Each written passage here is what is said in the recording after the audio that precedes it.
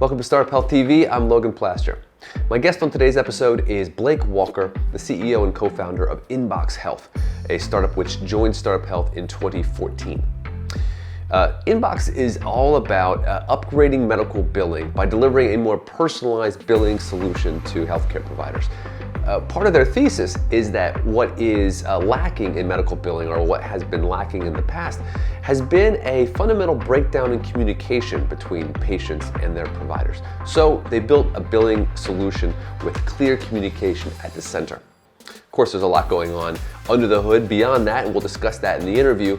But one thing is clear: the market was primed and ready for this kind of innovation. Inbox Health grew by 500% over the last year and is adding 100 new facilities per month. We'll get into all that, plus Walker's predictions for 2021. Stick around.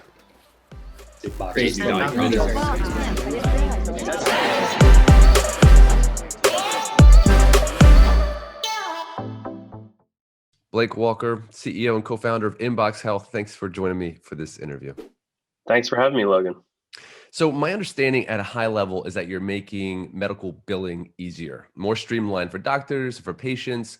And maybe I've mentioned this to you before, but I kind of have a soft spot for what I consider under the hood innovations that might not seem splashy to everybody or at a consumer level, but are actually creating the infrastructure necessary for better access, lower costs, all the stuff that we need in healthcare, doing all that tough back end work. Is that a fair characterization of Inbox Health? Yeah, absolutely. I mean, I think at our heart, Inbox Health, we want to create great consumer experiences around the patient payment experience in healthcare, which is something that so many of us have been frustrated with. We want to give patients the confidence to be able to pay their medical bills. But I think to be able to do that, what we found early on is we really have to kind of get down into the weeds and get back to like how the billing entities in the healthcare space actually begin that process of communicating with patients about their bills. How they manage the process of resolving issues with patients about bills, and then from there we can really innovate around the actual consumer experience with payment itself.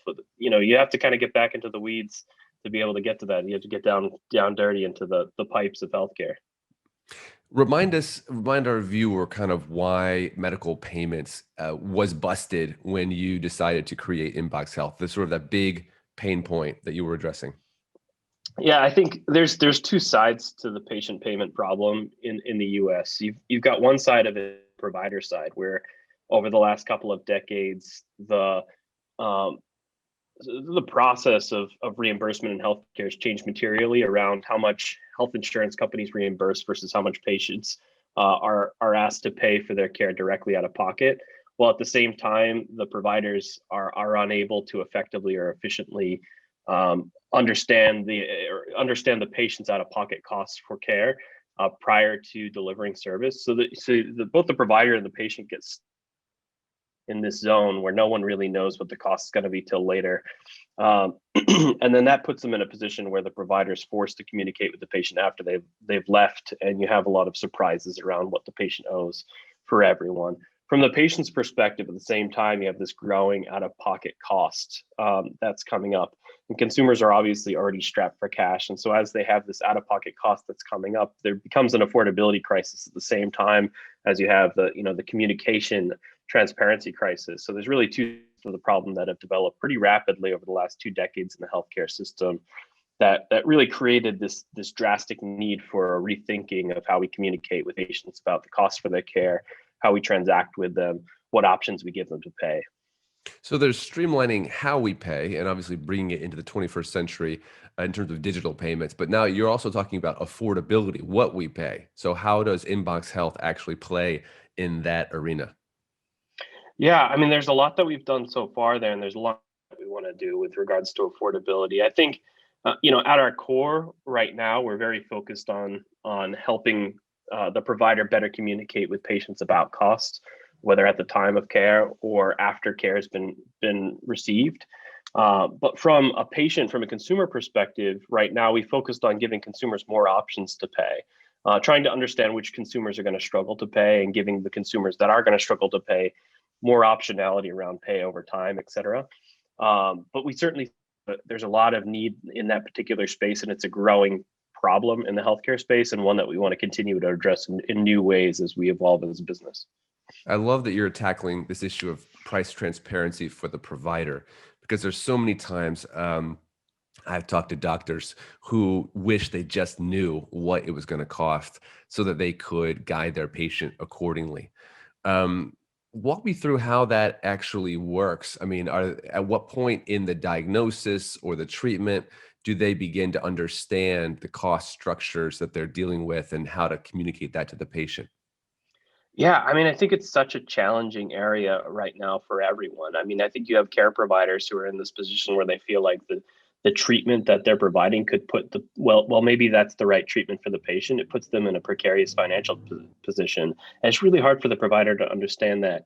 And I think from the position of Inbox Health, we're focused on the small providers, the independent healthcare providers. They have limited staffing, smaller teams. They really don't have the staffing of a large health system where they could sort of set aside and scope out a team to be able to, estimate cost of care prior to service.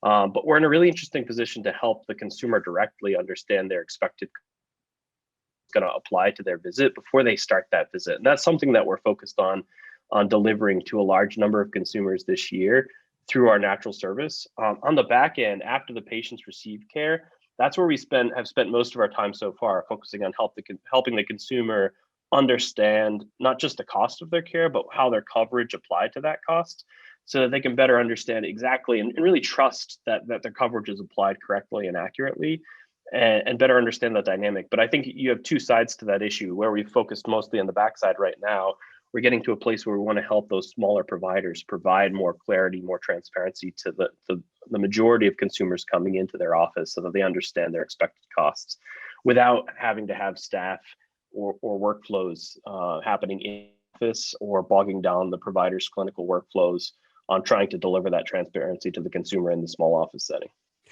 Do you see that actually being able to drive down costs going forward? Yeah, I mean, that's an interesting question. I think one of the perspectives we have on the global healthcare costs is that a lot of our rising costs is driven by the monopolization of cares under large aggregated healthcare entities in each region. So, essentially you have regional health systems that have dominated care delivery in most of the country, and that's really evolved over the same period of the last 20 years or so, with acquisition after acquisition of local hospitals, and those hospitals then acquiring local practices. Inbox Health as an entity has been from day one focused on how we better position small independent practitioners, how we position a clinician to go into practice on their own and be able to manage owning and operating that small practice in a way that's more sustainable in what is otherwise a pretty complex administrative ecosystem. Obviously, one of the main complexities in this ecosystem is how you communicate cost to patients, how you transact with patients, how you follow up with them when they don't pay.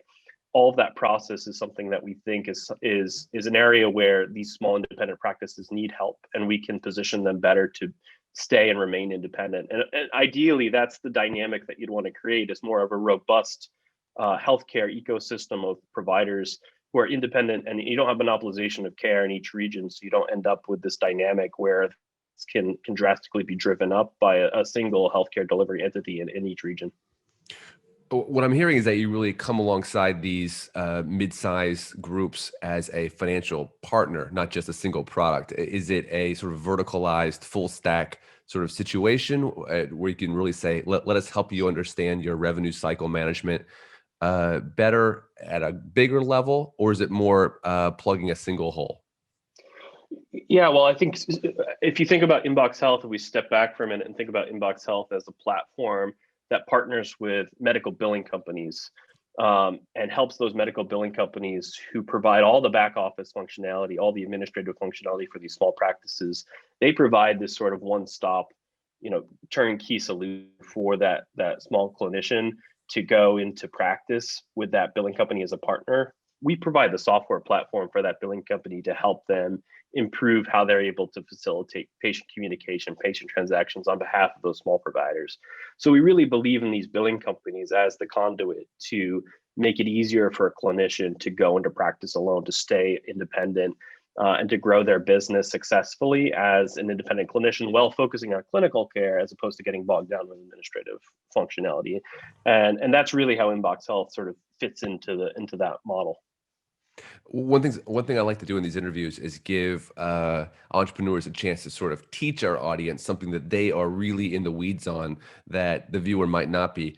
And for you, I wonder if it's like common mistakes made by these independent practices when it comes to billing.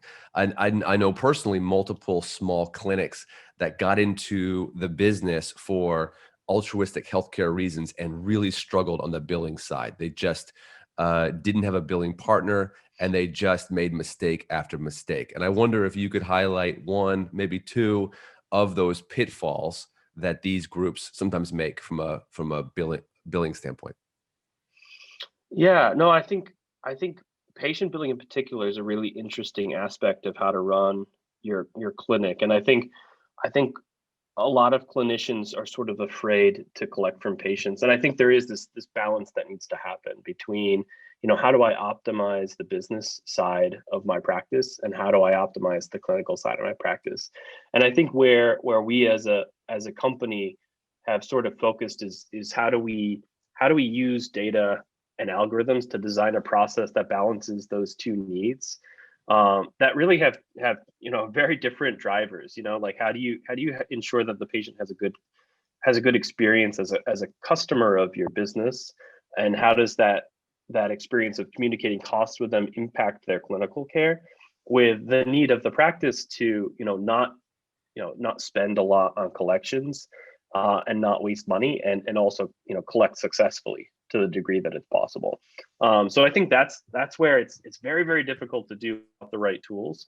And so we focused on delivering a technology platform that helps these clinicians really balance all those factors in a way that gives them a way to communicate with patients that respects the patient's clinical condition, respects their financial position, but also gives the clinic a good place to sort of make sure that they're also optimizing costs within those constraints of what you need to service the patient in a good, ethical, strong way.